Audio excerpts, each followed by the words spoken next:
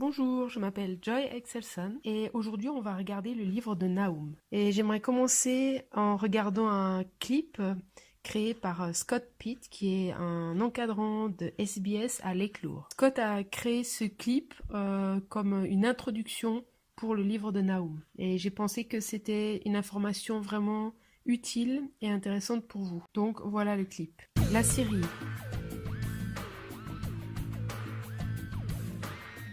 L'une des plus anciennes civilisations. La première à avoir une administration impériale. La première à avoir un système postal. Et au niveau territoire, le plus grand empire que le monde ait jamais vu. Le premier à utiliser des verrous et des clés. La première armée à être équipée de fer. Et les premiers à avoir des routes pavées. Les premiers à utiliser la plomberie. C'est Assur qui était leur dieu principal. Et il y a eu environ 250 ans d'Assyriens dans l'histoire d'Israël. Salmanasar III et son obélisque noir. Et sur l'obélisque, le roi Jéhu qui paie un tribut. Tiglath-Pileser III, que Achaz a soudoyé pour obtenir de l'aide, pas une bonne idée. Salmanasar V, qui a assiégé Israël et Samarie. Sargon II a terminé le siège en 722 avant Jésus-Christ. Et voilà les ruines de Samarie, la capitale d'Israël. Il a ensuite conquis l'Égypte. Sennachérib, qui a pris 46 villes fortifiées de Juda, et incluant Lachish. Sennachérib qui supervise le siège de Lachish. Les captifs étaient empalés vivants sur des piquets aigus et ils étaient torturés de différentes manières. Prisonniers juifs qui sont emmenés, des yeux crevés, des chaînes au travers du nez. Lachish aujourd'hui.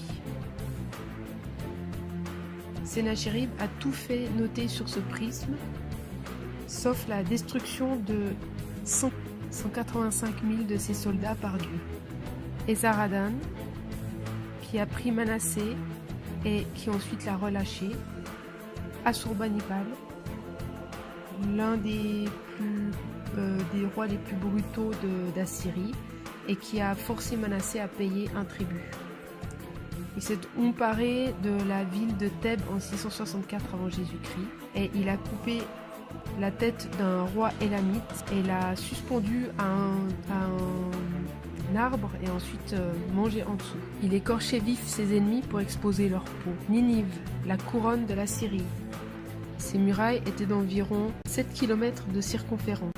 12 km. 3 chars pouvaient rouler côte à côte sur la muraille. Mais tout ça est arrivé à un terme. En 612 avant Jésus-Christ, Ninive est tombée. Et voilà quelques défenseurs de Ninive. Cette tablette parle de la destruction de Ninive. Et Nahum a obtenu le travail pour lequel Jonas aurait accepté de mourir. Nahum, c'est au revoir Ninive.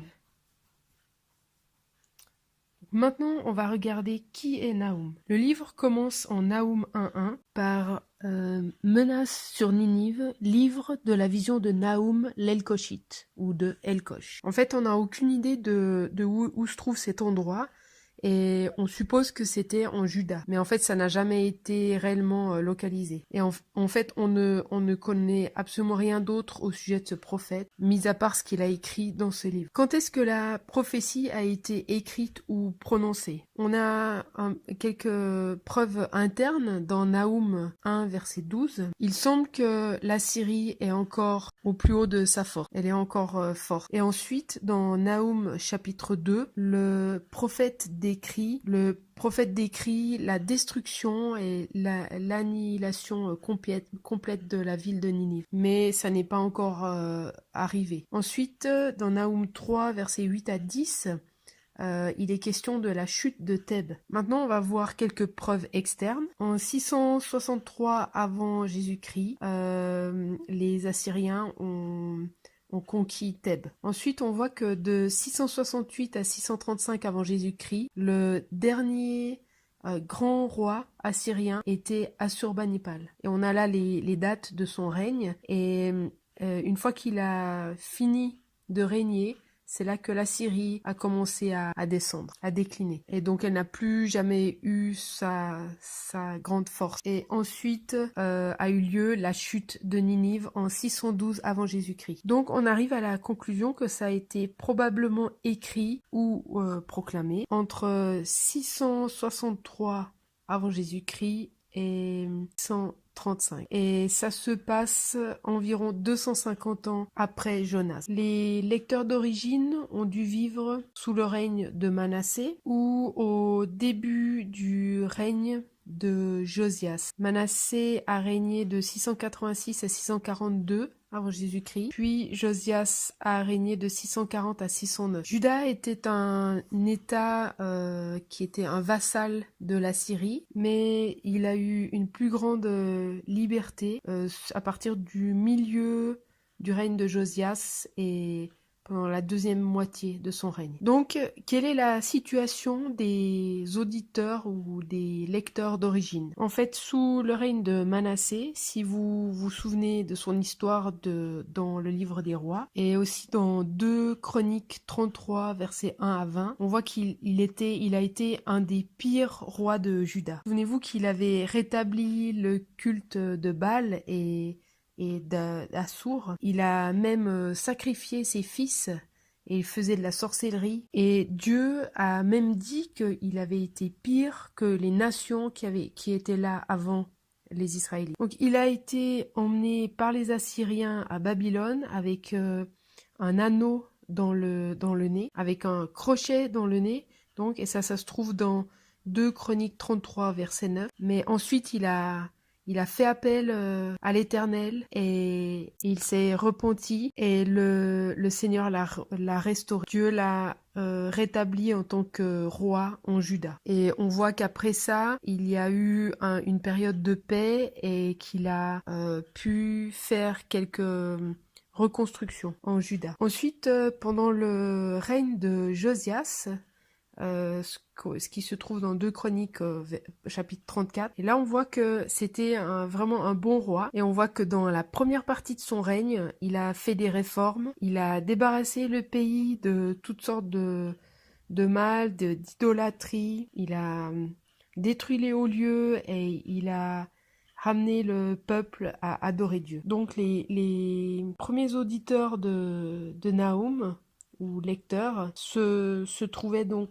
soit sous le règne de Manassé ou la première partie du règne de Josias. Et donc l'idée principale de Naoum, c'est que l'Assyrie avait commis de grands péchés et qu'il méritait la colère et le jugement de Dieu. Dieu allait complètement détruire Ninive à cause de tout le mal qu'ils avaient fait. Mais par contre, il y a de la consolation pour ceux de Juda qui placent leur confiance en Dieu. Parce que Dieu va détruire leur pire ennemi et il va s'occuper d'eux. Il y a quelques thèmes qu'on peut voir dans le livre. L'un d'eux, c'est le caractère de Dieu, notamment sa souveraineté sur les nations et sa justice. Et on peut aussi voir les péchés de Ninive. Il y a quelques autres éléments clés que vous pouvez observer. C'est par exemple les termes qui décrivent la colère de Dieu et des mots répétés tels que l'Éternel se venge, la colère, le jugement, tout ce genre d'idées. Et on va aussi regarder la description de la chute de Ninive et aussi les péchés de Ninive. Et donc j'aimerais revenir un peu en arrière par rapport à l'Assyrie et on parlait de nouveau de leur cruauté, de tout le mal qu'ils ont commis, comment ils se sont emparés de l'État d'Israël, comment ils ont emmené le royaume d'Israël en exil en 722 avant Jésus-Christ et comment ils ont introduit des païens ils ont établi des païens pour occuper le pays à leur place. Et on voit au chapitre 1, verset 14, que l'Assyrie était enracinée dans l'idolâtrie. Ils étaient cruels et injustes et ils ont rendu les nations esclaves. C'est ce qu'on voit dans Naoum 3, verset 4. Et ensuite, leurs marchands avaient complètement dépouillé les nations. Ils avaient juste tiré avantage de leur richesse. Ils avaient juste détruit ces nations. Et ça, cela se trouve dans Naoum chapitre 3, verset 16. Donc, Ninive était une ville absolument grande et majestueuse. Le centre de la ville faisait 5 km de long et environ 2 km et demi de large. Elle était entourée d'une muraille de briques d'environ 13 km. La partie extérieure de la ville faisait à peu près 48 km de long et environ 16 km de large. Elle était protégée par 3 fossés et 10 murailles. L'enceinte intérieure de la ville faisait environ 30 mètres de haut et elle était assez large pour que 4 chars puissent rouler côte à côte. Donc il pouvait même avoir des courses de chars au-dessus de cette muraille. La ville avait des palais absolument fabuleux. Il y avait des temples, des canaux, des jardins. Il y avait plus de 30 temples différents dans cette ville qui étaient tous dédiés à des